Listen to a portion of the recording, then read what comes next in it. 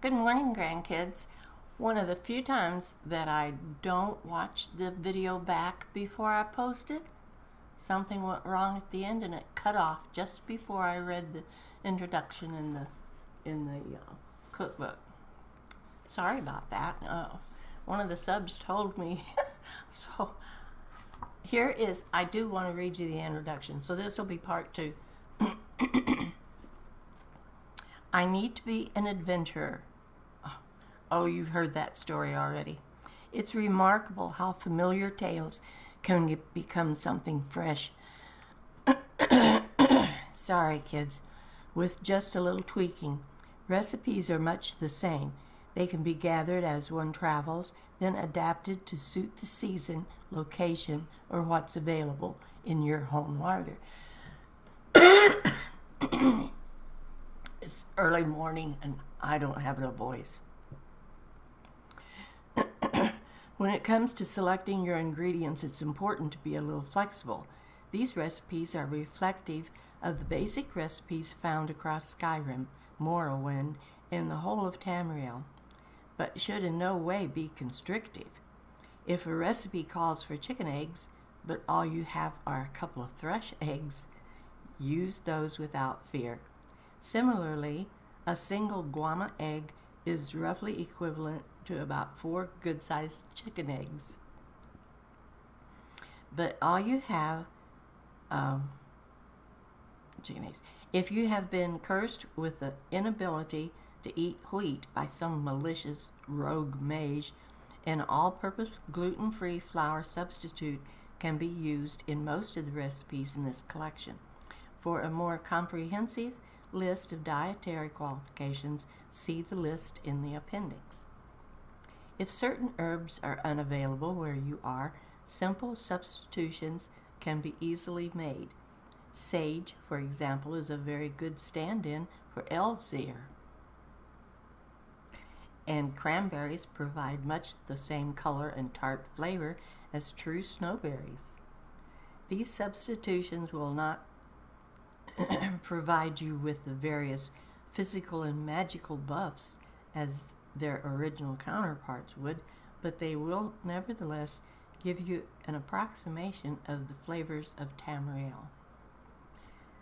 While mushrooms are plentiful throughout Tamriel, it's vital that you know which types are safe to eat. I once knew an Imperial Dunmer who set out to create recipes for all of the mushrooms species that exist. He was unsuccessful. As a wise man once quipped, all mushrooms are edible at least once. If you eat the wrong one once, you're dead. I can't advise that you go taking bites out of mushrooms at random to see what's safe, though.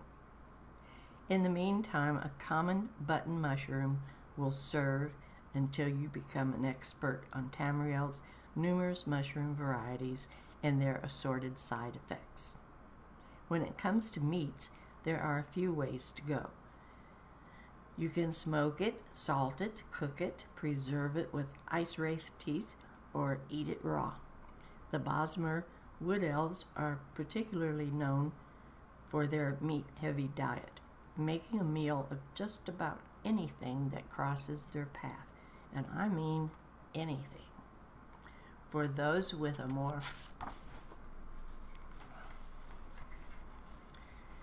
more discerning palate, there are thankfully many delicious options roaming the wilds of Tamriel.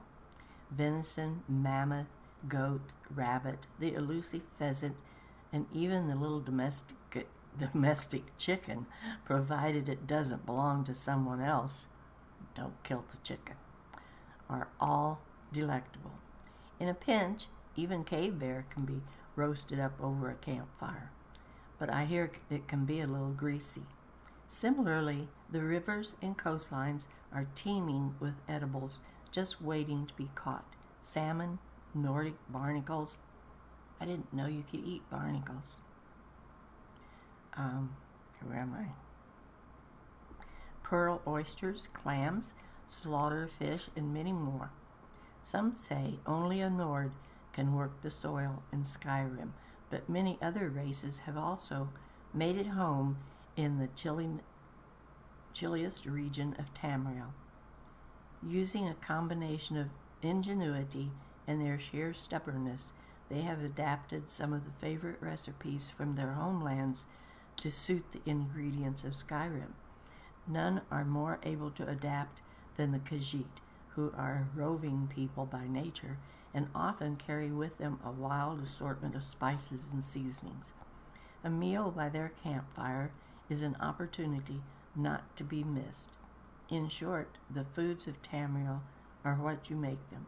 Hopefully, this modest collection of recipes will give you a good starting point for your own edible experiments over the campfire, over the hearth fire, it says.